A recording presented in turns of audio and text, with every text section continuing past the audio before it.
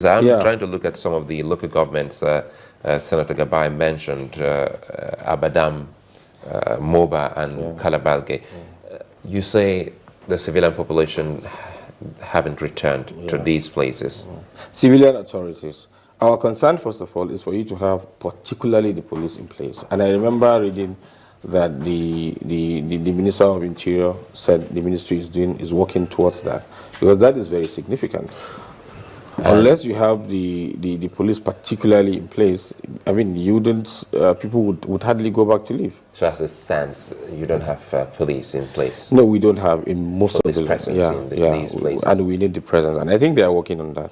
They seem to have changed tactics, because you talked about the displaced persons.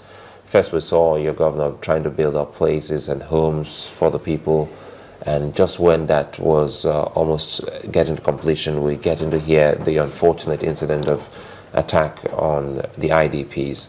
How safe are these IDPs? Is it that truly, because it goes back to what Senator Gabaya said, is it that truly Boko Haram has a base or a government somewhere within Borno State where they can plan and ultimately launch attack against the IDPs? Look, you are dealing with people with spiritual motivation for violence. These are people who believe that they gain at every point in time. When you kill them in the course of whatever they intend to do, they believe they are going to heaven. If they kill, they believe whoever they kill, if he's an infidel, he's going to hell. If he's a good person, he's going to heaven. In other words, they have fast-tracked his quick passage to heaven. So they believe anything is the win situation for them. This is the extent of their motivation. They believe in violence. And their ultimate ambition is to seize the Nigerian territory and have government in place. This is the extent of their motivation. So long as they live, they would continue to deploy different means of attacking communities. Till this moment, as we speak, hasn't there been a clue as to the sponsors of Boko Haram? Because if you look at some of the headlines we're seeing today, saying that looks like ISIL is now in charge of Boko Haram in Nigeria. No, Boko Haram pledged allegiance to ISIL, and I think they did that to attract the support of ISIL.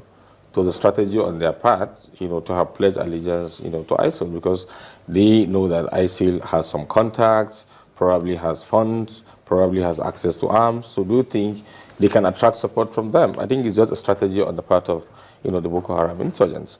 But then, like I said, these are people with spiritual motivation for violence. They would continue to deploy all tactics. Look, we have had cases in the past where Boko Haram would attack soldiers or policemen. Then some of them would lie down in the midst of the bodies, pretending to have been killed. Then knowing that policemen would come to pick the corpses of their fellow policemen, and when they come, they would just stand up and kill.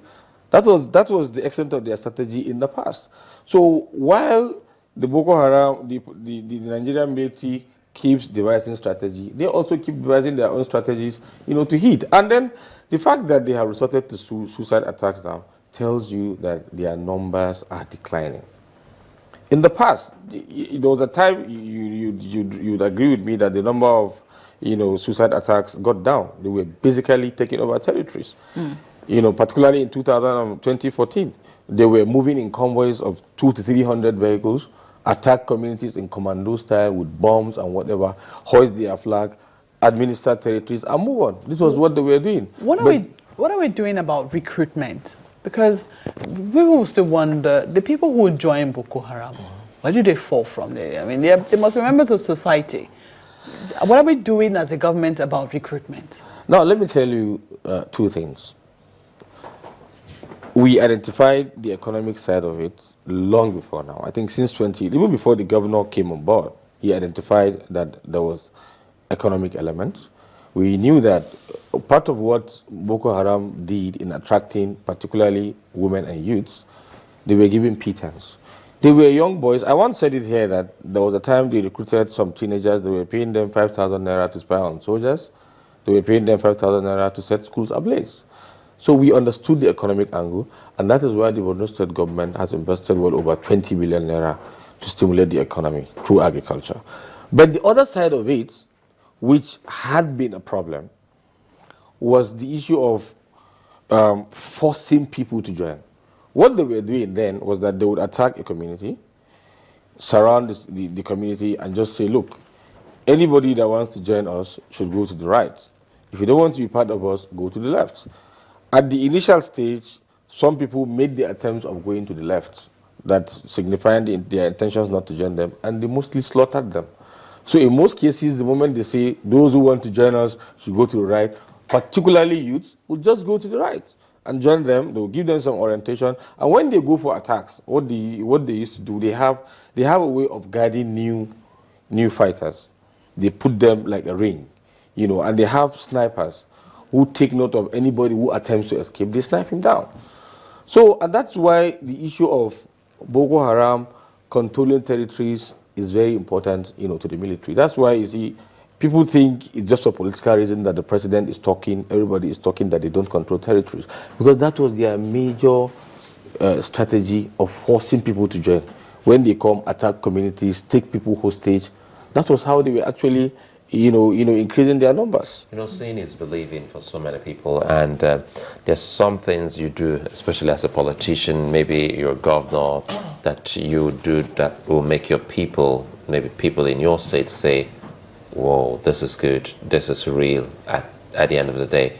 Has the governor or maybe government officials been going around to some of the places that have been fully liberated by the Nigerian troops to show that truly this liberation is real?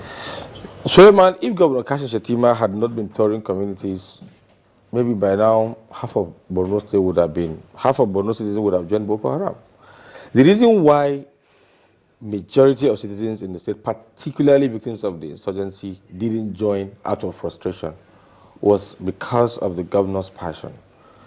Look, it got to a point that the security details of the governor had a lot of concern, because at some point, the moment an attack, takes place, the governor was regularly there.